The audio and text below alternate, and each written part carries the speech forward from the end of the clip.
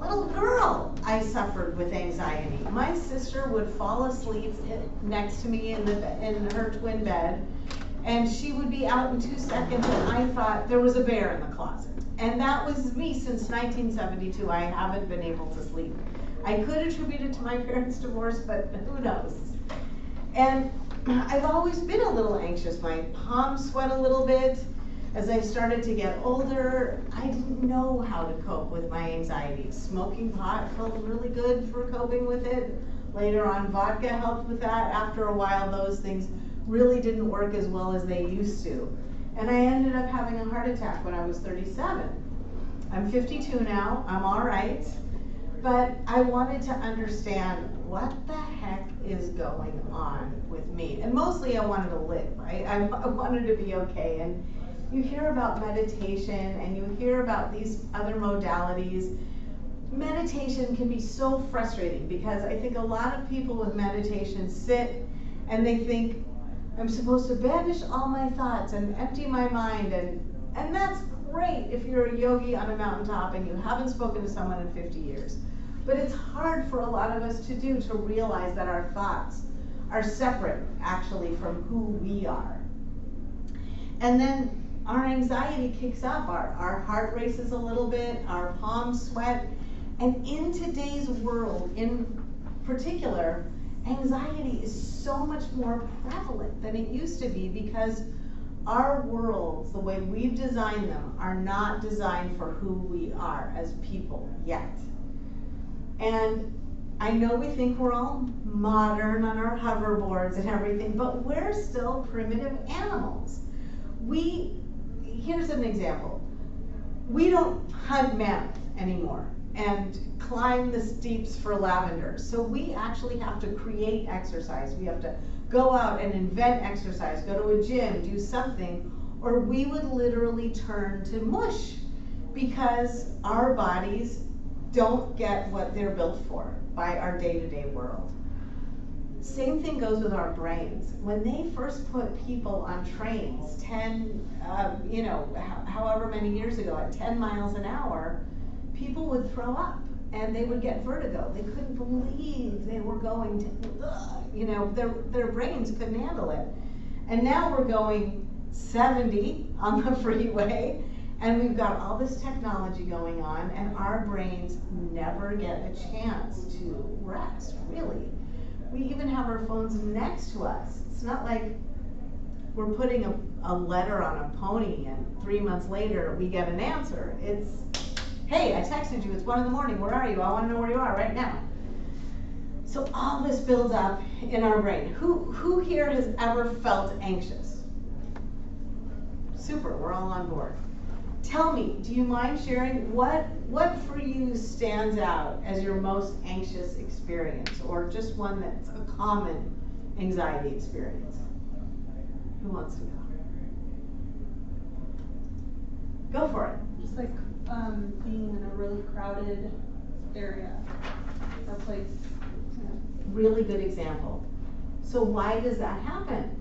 Because anxiety is there to protect us, and it's our fight-flight response. Anxiety lives in our amygdala, in our limbic system. And we think we start off fresh, but we actually inherit anxiety. Just like we inherit hair color and eye color, we inherit emotions. They did studies with children, survivors of the Holocaust children, and realized, like, oh my God, they're more anxious, they have more neurosis about things than previous generations because we inherit it. So we don't really come in like clean slates. But let's just say we did. Let's say you're little and you're playing in the meadow with your friends and you hear a rustle in the bush and you see a big fuzzy face and it eats your friend. And you just met a lion for the first time. That goes into your limbic system. It stays there, and it's supposed to. That's how we survive. So that the next time we hear a rustle in the bush and we see the fuzzy face, we run. And every single time something like that happens to us, and it doesn't have to be a lion. Driving at 70 miles an hour on the freeway is enough to make sure you're engaged in fight or flight. Watch someone cut you off. See how fast you react. We are ready. We're poised to go. When you're in a crowd, your amygdala, your limbic system, is scanning for, there could be lions anywhere. This is not just you and a friend at dinner in a quiet place. What's going on? I have to watch the back, I have to watch the front. It becomes overwhelming. But that's your limbic system doing what it's supposed to do. Keep you safe. It just thinks it's just been overcharged. Does that make sense? Yes, and actually mine is from a traumatic experience that did happen, which then led me to now have that struggle or challenge, daily. So a real lion. Right, so it's like, yeah. Exactly. Yeah. So, thank you for sharing that then. That's great, that's awesome. Thank you. Who else? How does your anxiety get triggered? Being responsible for other people and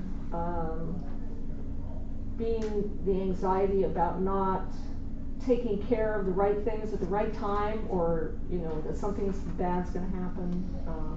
And so those are two even different components. I have a sign in my office that says, anxiety is a liar that predicts doom. Because it does, it always thinks of the worst case scenario. And it can be in the simplest situations. If someone's supposed to meet you and they're late, you don't think, oh, maybe he stopped to buy me flowers. You think he's dead in a ditch. And you're sure he's dead in a ditch. Probably neither are true, but we go to that worst case scenario. And do you have kids? No, it's not kids, it's siblings. Siblings. So you were the responsible one? You were the one who held it all together? The other two are sick. Oh. And incapable, so I'm having to take over and take care of them. So you're programmed to watch. I have to make sure he's okay. I have to make sure she's okay. Our brains don't know that's just for those two people. And people in your position tend to be caretakers, people pleasers, and oh, let me take care of you. Now, what I hope isn't happening, but what is most likely is you probably don't take care of yourself as much as you could. Right. Or should, that you do. He's laughing, he's like, yeah. Mm-hmm. And it's interesting. Were you the only one really there to take care of them? Was there some feeling of abandonment? I'm the only family left. Okay. So in being abandoned, we end up abandoning ourselves. Yes, I was abandoned, yes. Okay, as a child. I had a feeling, yeah. So that was important. You had to develop this skill set in order to be okay, right? You had to. Does anyone else want to share? I saw you guys in the back raise your hand. Did anyone else want to share how their anxiety impacts them? Sure. Being late. Being late. I'm a good girl. I'm going to be there on time no matter what. Do you have good girl syndrome? Probably. It's funny. I like to be on time because you want to be responsible, you want to be respectful. For me personally though, if somebody's late, I don't care. I don't want them to stress out. So if you're running late, at that point I ask, which is more important, being on time or making your nervous system disrupted because you're going to be 10 minutes late for Frida, the whatever. I mean, everybody's important. I don't mean to discount anyone, but even if it's somebody really important, aren't they going to understand, I'm running a few minutes late? We are hard on ourselves. Does anybody here speak harshly to themselves? Are you hard on yourself? Yeah. Raise your hand. Right?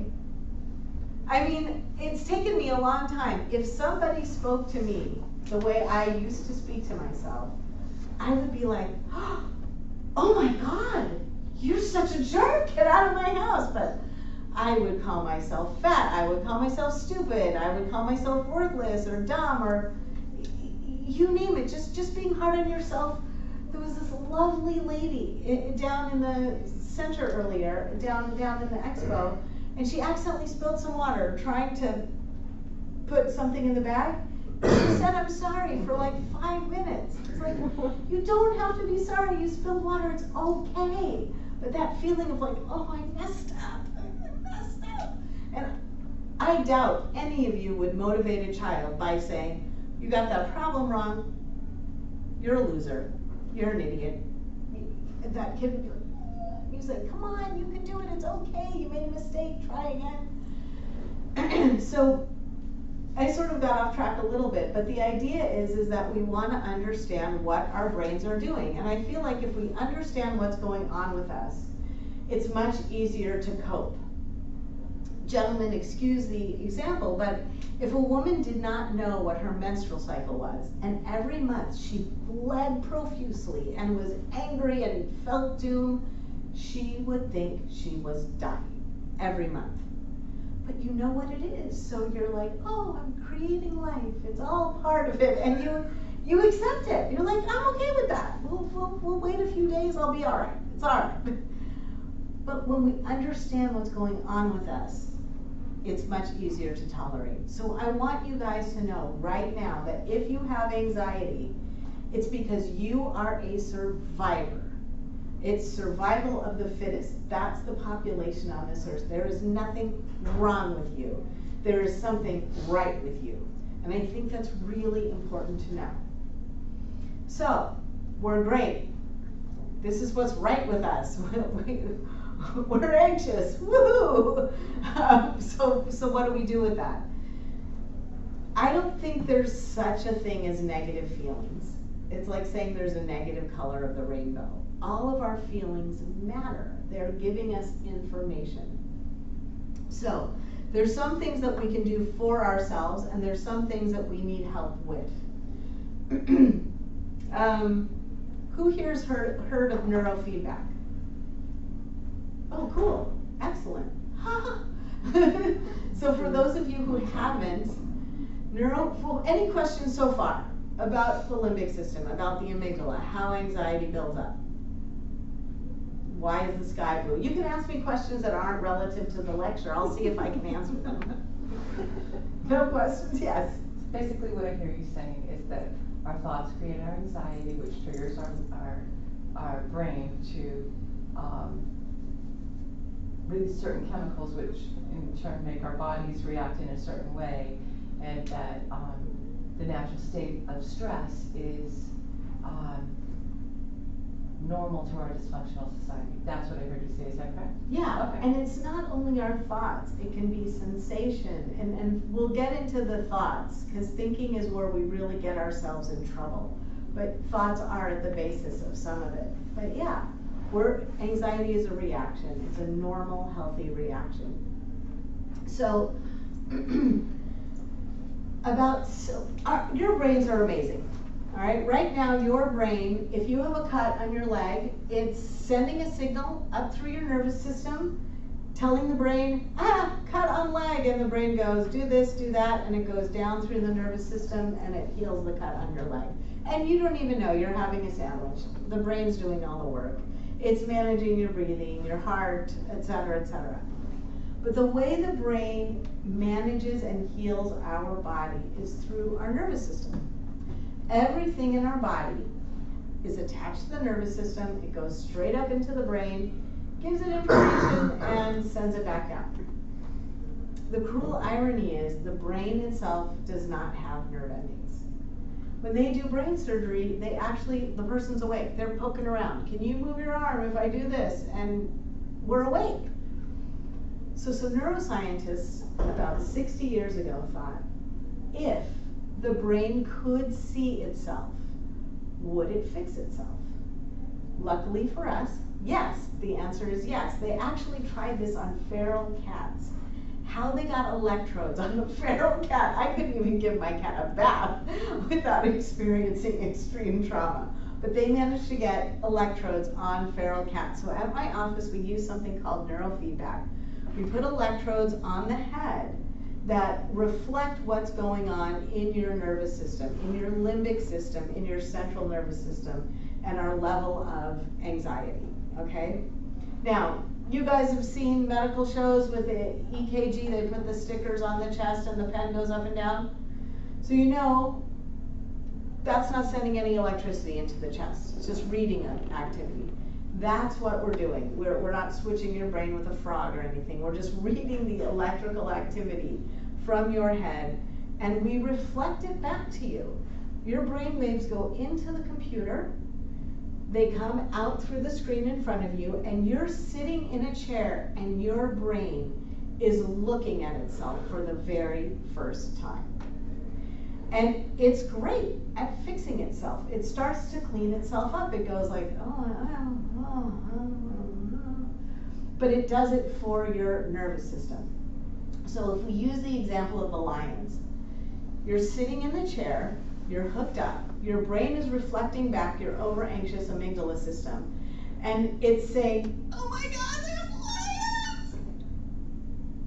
But I'm in a room, in a chair, and the room is calm, and there's, why am I acting that way? I need to relax that. So it takes this dysregulated brain activity, and it starts to calm it down, okay? Does that make sense so far? Now, neurofeedback is not a quick fix. If you step on grass, it goes flat. But if you move your foot, it slowly pops back up. But if you keep walking on it over and over, you start to form a pathway. And that's what's happening. That limbic system that it thinks there's lions everywhere starts to relax. And after that first session, actually what people report is they feel nothing, doesn't mean nothing happened. They feel sleepy or they feel a little high. It's that sort of like, and then when you leave, it comes back. But session after session, so we're gonna talk about short-term tools and long-term tools. This is the long-term science tool. So after 20, 30, 40 sessions, depending on what it is that you've gone through, because we work with different parts of the brain, now that brain is staying calm on its own.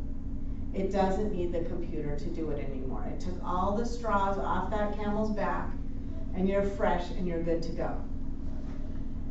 So why not just end there? Because you're going to encounter other things. It's natural, this is life. So what we like to do is we like to give you short-term tools that work at the beginning, and we like to give you these same short-term tools to bring in later. Because once you're in a calmer state of being, now you can use your short-term tools when something comes up and you relax. That amygdala doesn't pile up with straws. The good news is you don't have to look at fractal images of your brain anymore. Really cool for like 5 minutes, then it's like bad spirograph meets Pink Floyd. It's so boring. So now we plug in a movie, maybe you like Bridesmaids, maybe you like Fast and Furious, whatever. That movie is shown to you on the screen, so your mind, which is different than your brain, is engaged. You're not like, oh, this is so boring. You're watching. But your brain is looking in this mirror, and the movie kind of fades and changes a little bit. It's not the regular movie. It just sort of dims in and out and does weird stuff, and that's your brain's activity encoded into the movie. It's the easiest therapy ever. And it's really what started me doing this. I was strictly a neurofeedback therapist, and then people said to me, why aren't you my real therapist? And I was like, I don't know. What if they stop making this machine? I'm in my 40s. All right, I'll go back to school. I'll be a real therapist. And like Pinocchio, I became a real boy. And then I found out talk therapy is great. It's awesome, but it's not enough. It takes more than flour to make a cake. You have to put in other ingredients. And that's where those short-term tools come in. So before I go into short-term tools, any questions about the neurofeedback? Yes? What's the difference between biofeedback and neurofeedback? Neurofeedback is actually a colloquialism. It is technically biofeedback from your brain, but they just call it neurofeedback. A lot of biofeedback, this is how it's a little different. A lot of biofeedback requires an interaction, where it's like if I breathe more slowly, the butterfly will slow down, and that's how I learn to regulate. This is a non-conscious process. I mean, you're conscious, you're awake, but it's your brain just doing work while you sit back, and you could do a grocery list in your mind. As long as your eyes and ears are open, your brain's gonna fix itself. Any other questions about the neuro? Yeah? What software are you using? I use Signet. I used to use Brain Paint, And why did you change from brain pain to Honestly, Yeah. it was cheaper, Okay, and then I just found out it was so much better. okay. It was so much more effective. It used to take my clients like 10 sessions to really feel a difference. I have clients after one session that go, oh my God, that's amazing. It's the people who designed Brain Paint used to work for the people who created Signet, Uh-huh. and they're neuroscientists. They're always working on the software and making it better, and they work in infralow, which Brain Paint doesn't. Uh-huh. So it's just, I got lucky. I got really lucky. And it has the movie. I was like, well, this is great. Yeah. Any other questions about neuro? Yeah. How about, so I'm on a detox, process. Uh-huh. Detoxing my, diet and supplements, and I get brain fog. Does Yeah. neurofeedback help with that? Yes. In a simple, the brain fog is coming, yes, from your detox too, but brain fog is a term they've picked up now for our brains just never being in a resting state. It's actually a clinical term now for just the phone, the this, the that. I mean, there's no laying down and looking at the stars anymore. We're a little overstimulated. Did you have any questions in the back about neuro? Am I boring you to death? Neurofeedback's used by NASA. They don't want their astronauts freaking out in space. Camp Pendleton used it on some soldiers like 5 years ago. Now have seen so much impact that they're bringing these machines over to troops overseas, because when you get to trauma faster, it just, there's more neuroplasticity around it. And a lot of sports teams use it, because when you're in your head, you're not gonna make the shot. I have had men come to me to improve their golf game. This guy's like, look, I'm in a tournament, and he came back, he's like, I shot a 72. I'm like, that's great. Did you cheat? Because I never shot a 72. No, so it really helps calm you down. So that's long term. Let's talk about short term. Let's say you're an anxiety client and you come into my office. Go ahead, take one of these. You're nervous. You're going to a place that you've never been. You have to talk to a stranger about what you're experiencing. And the first thing we do is we hand them this towel. Not this exact towel, we have others. And we say, you came here to come to your senses. Let's take that literally. Yeah, it is. Take another one. It's interactive, right? Thank you. Yeah, oh nice. Now you have a scent. That's new, And I'm gonna take one for the hot flash. That's, you can use this for hot flash too. So, works every time. I am trying to reintroduce the phrase, come to your senses. Depending on what generation you came from, in my day, that used to be a guy in a black and white movie taking some lady and going, come to your senses, Margaret. You know, and that's what come to your senses used to mean. I think it was literal. I think we just forgot what that really, really meant. What's your favorite place to vacation? The lady smelling the yellow.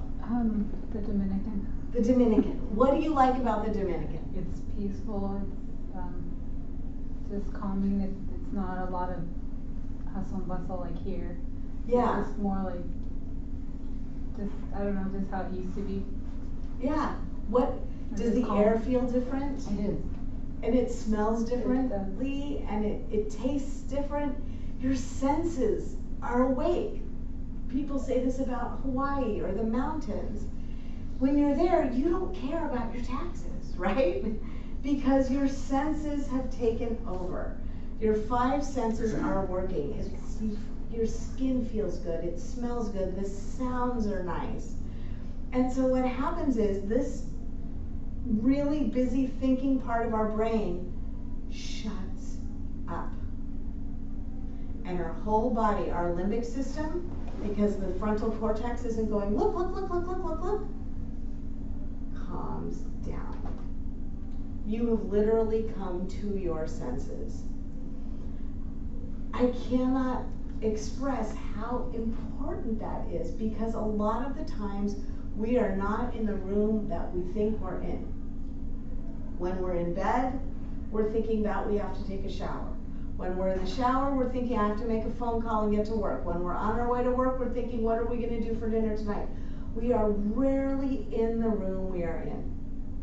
The easiest way to calm your anxiety short term is engage 2 or 3 of your senses. This is touch and it's smell. As you inhale, are you thinking about the lions? Are you thinking about the trauma? No, if your dog was freaked out, you would not say, Fluffy, what triggered you today? You would calm your pet down. And we are animals. Sorry, Mr. Mike. We are animals. We need to learn how to calm ourselves down, okay? And you can do that by music. Music calms the savage beast, we've heard that. We wonder, I remember it was like, well, you don't listen to music while you're doing your homework. You're supposed to be concentrating on your homework. Teenagers love to listen to music while they're doing their homework because it takes up one of their channels. It calms them down so they can focus on what they're doing. So we actually have the ability to calm ourselves down in every single moment. That's why food can be such an issue, because food, when we're eating something, we're present for it.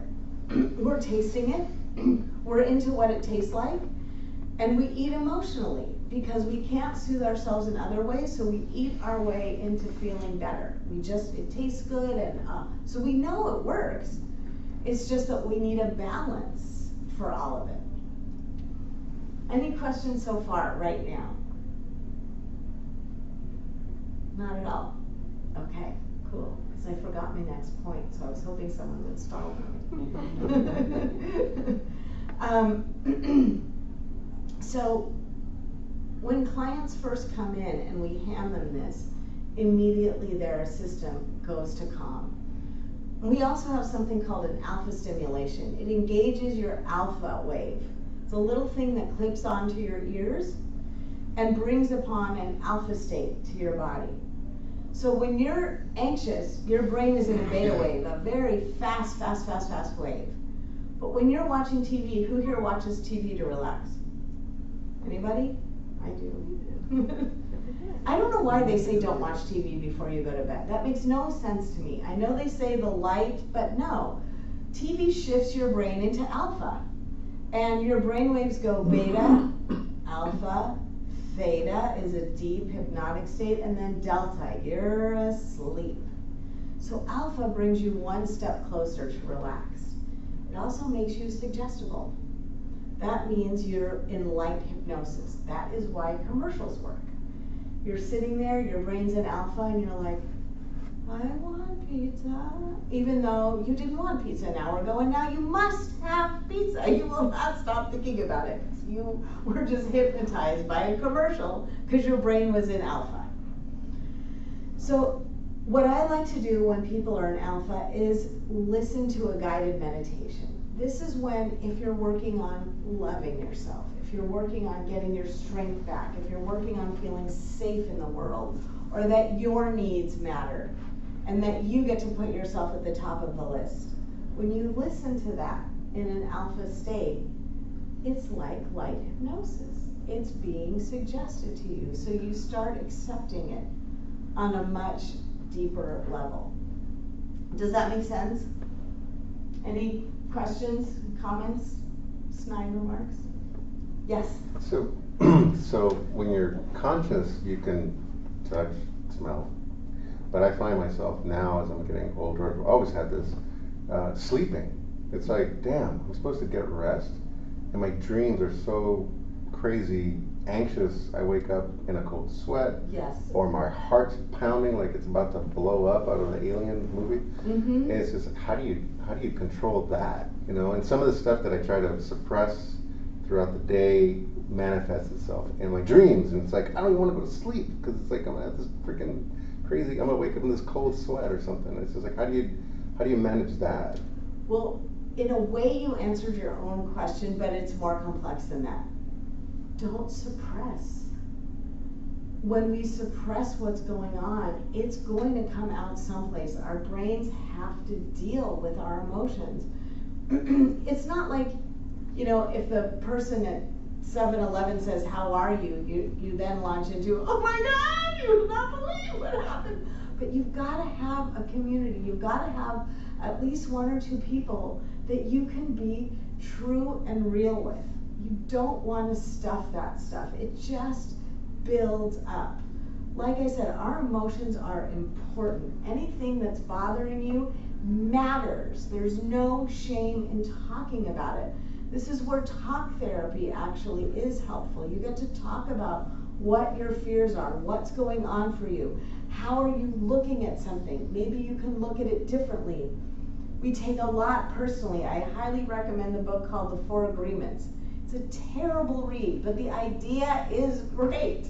We take so much personally and we spin about it. We make a lot of assumptions. Oh, maybe when I said that, he was thinking this, and all this going around. The other thing that's important to know is how our sleep cycles work. So when we go to sleep, we're unwinding what we did during the day. Then there's that middle part where I'm in universes, I don't even know if I'm on this planet. I don't know what's going on. It's very, very abstract. But in the last couple of hours of the morning, you are processing your fears and your anxieties. A lot of yoga practices wake up at 5 and do like a whole thing to avoid that sleep cycle. I don't know if that's a great idea either, but most people feel the most anxious when they first wake up in the morning, because they've just been processing their anxieties and they wake up heart pounding, sweating, and like, where am I? I'm in my bedroom, I'm okay. You know, and this is where your senses come back in. First of all, if you can, write your dreams down. You'll start to see a pattern. It's telling you, it's giving you information. It feels scary, but it's giving you information. The second thing is, be present. We hear about mindfulness. It matters. When you wake up in the morning, feel the sheets on your body. Take a minute to go, I'm okay. We have these little inhalers at the center. Sometimes first thing I do is open up, it's not like an asthma inhaler, it's an aromatherapy, and you just, I'm okay. Appreciate the little things, like when you get up to pee. Do you know there's actually a verse in the Torah that is a prayer for going to the bathroom? You say you're grateful for going to the bathroom, because what would happen if you couldn't? That would just be awful. You can be grateful for that. Taste your minty toothpaste. Do you think about it? You put it in your mouth and you're thinking about a million things. You are listening to indoor plumbing. Do you know what it was like to have to go climb down to the river and get stuff and rub a leaf or something on your tooth? And what if you didn't have sound? What if you never heard the sound of water? You hear it every morning. When you're in the shower, don't think about, what's my boss gonna say? What's she's gonna say? I have to feed my kids. I better call my sister. Oh my God, did I say that last night? No, you are washing your body. This skin is 52 years old. I don't know how it does it. It's a miracle. It's soft. It protects me. If you look at a 50-year-old car, not so good, rusted metal. Wash your body. Be present with where you are. I feel like mindfulness is a term that eludes us. So when you wake up in the morning after a nightmare, where are you? In bed. In bed. In your own home? Yes. Do you feel safe in your home? At times, yeah. At times, no? At times, no. Okay. I know The solitude gets to me. being alone is a little scary? It can be. Yeah. Like if something happens to me, if I have a heart attack, who's gonna call? Am I gonna, that kind Right. of thing. Again, that's that anxiety predicting doom. Instead of thinking, I'm alone, I can dance naked and do that Tom Cruise move, Just take those on, You're not thinking, I'm alone, look what I can do. It's like, and I get it. I had more raccoons arrested as a child for, I heard a noise outside, I pressed the panic button. But anxiety is a liar that predicts doom. That's a phrase that you can remember and use over and over again. And you just look where your feet are. Right now, I'm okay. I'm in the house that I created, and I'm okay. And doing things like self-soothing. Those are really, really helpful. And you say, well, oh sure, I do that for a second, but then my mind is off again. Stay present. Keep being where you're being. I bet you don't know where there's things in your house, details. So, first of all, understanding, oh yeah, I just processed all of my anxieties. Second of all, I'm okay. What can I do to continue to start the day on my terms? It's why a lot of people start the day with prayer and meditation. To just sort of like, I'm okay. But it's normal. What you're feeling is normal. Any other questions right now?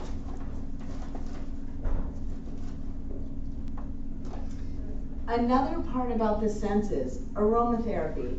It's not just something they sell in Sprouts.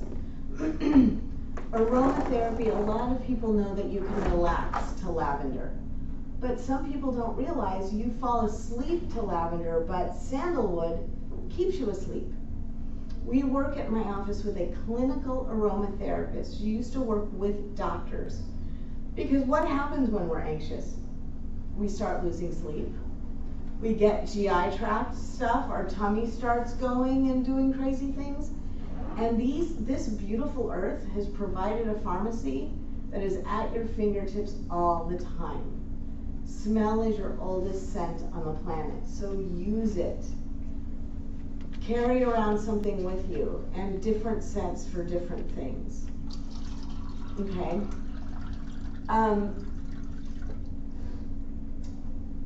What do you think people drink and do drugs for? Escape. For fun. For fun and for escape? Not so. Fun, yes. Escape, no. So they don't have to feel. So they can feel, right? Because when you're drunk, and I drank a lot, I don't drink anymore. I used up all my e-tickets. So, but when people are drinking, guess what happens? You come to your senses. You're like, oh, this music is great, this food's, I love you, man. You're in the room with the person you're with. You haven't escaped, you've come into the room that you're in. And you don't care about the IRS, and you don't care about what your freaking boss said at that moment. You're like, I feel good. We don't need to drink fermented poison to feel that way if we get used to being friends with our body. And you can say things to people, I love you so much. Why are we so afraid to say that? I want to just kind of get off topic a little bit on the idea of vulnerability.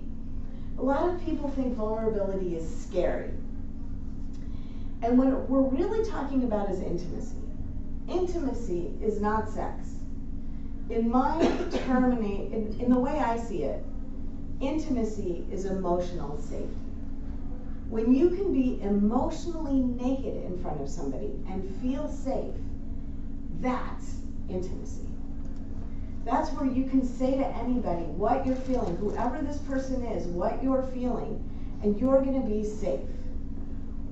The main reason why we don't have intimacy with others, real intimacy, is that we don't have it with ourselves.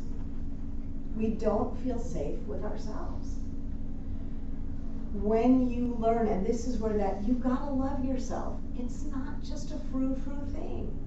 You've gotta be safe with yourself. You have to be okay that being in a frightening place scares you. And have compassion for that part of you. Not be like, oh my God, I can't believe it. I can't even go into a public place. How about like, wow, that must be really hard. What can I do to help you? Does that make sense? When we say, you should be making more money, you should be doing this, you should be doing that, we do not have emotional safety. And so what we do is, we shut ourselves off from the people around us, because we don't want to get hurt. We don't want to get hurt. I don't want to get close to you because you could hurt me. But if you say something about me that I don't believe about myself, how can you hurt me? If you come up to me and you say, if I go up to this gentleman and I say, you sir are purple, do you turn around and, excuse me, am I purple? Do I look purple to you? Am I purple? I don't think I'm purple. I think I was purple. What? You don't even think about it because it's not you. You say, okay, thanks for sharing. Roll up the window, don't make eye contact. You keep going. But it doesn't resonate with you because you know who you are. So if someone says something to you like, you were late, you're a thoughtless person, you never cared about me, you don't care about my feelings, if you know that that's not who you are, they can't hurt you. They can't hurt you. It's not personal. It's their own wounded self talking. And so self-soothing can come from our senses, but it's also a big part of who we are and how we talk to ourselves. And the right to be vulnerable. Vulnerability is a great thing. When do you see animals be vulnerable? What's the big sign that shows an animal is vulnerable? Anybody? Tummy up. Tummy up. Throat. Okay? When do animals do that? 2 times when animals do that. When they're scared. Don't kill me. See? You have the upper paw. Or when they want to be loved. I'm open, I'm open, I'm open. So vulnerability is something wonderful. It's what we want. We just get to learn to see who we want to do that for. Nobody can hurt us because we're safe with ourselves. Questions about that? Like, come on, seriously? Anything else? What time is it? It's 5-2. 5-2. Okay. So, what I want to do is hand these out to you guys. In here are, please take another if you have one, or if you don't want one, you don't have to take one. In here is information about our center. We are in Agora. We take insurance. Most PPOs, unfortunately, not Kaiser or Medi-Cal. If you don't have that kind of insurance, we always try and work on a cash pay basis to figure out what can work for you. You're welcome. You got one?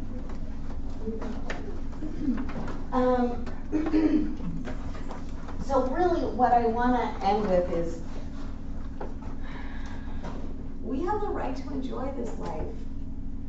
This part of our brain that wants so much to fix and think, it's not as smart as it thinks it is. The rest of the animals on the planet do just fine without this extra thinking part. When you hear when you're younger, or now, don't make a decision when you're angry. Walk away, then you can connect to your frontal cortex. Then you can think, this is really helpful when you're calm and relaxed and you're able to process. But what we need to do is take care of ourselves. Self-care is the most overused word and underused concept. We can all say it. We don't do it. We go and help our brother or our sister before we help ourselves. And we wait to the point where we are so overwhelmed we need medication. Now, there's nothing wrong with medication. I like to try other things first, but sometimes medication can be helpful, so there's nothing wrong with that. There's no shame around that. but you deserve to get to be in a place where you don't run out of gas. You don't want to be running on empty. Self-care should be the top of your list. You get to start your day the way you want to start your day, not rushing out the door. Even take time early for yourself. Experience the world around you. It's not just the roses. It's not stop and smell the roses. If I'm stressed out in the car and I catch myself, I go, oh, look at the beautiful blue sky. Look at the leaves. Look at the whatever. Smell something. Put on some good music. You have the ability to be present and okay and joyful whenever you put your mind to it. Happiness takes work, and it should be the hardest thing you work at because you're entitled. What's the point? What's the point of all the work and the money and if you're unhappy? So put yourself first, love yourself, care about yourself, care for yourself, get whatever help you need, so that the rest of the time you're running on full. And when you find yourself at 3/4 full, fill up again. Don't wait till you get on empty. Thank you for letting me take up your time today. It's been an honor to speak to you. If you have any questions that you want to ask me more privately, I'm going to be around for a few minutes, or you can call me at the office. And I wish you all a happy, calm, in touch with your senses, beautiful life, because we deserve it. We all deserve it.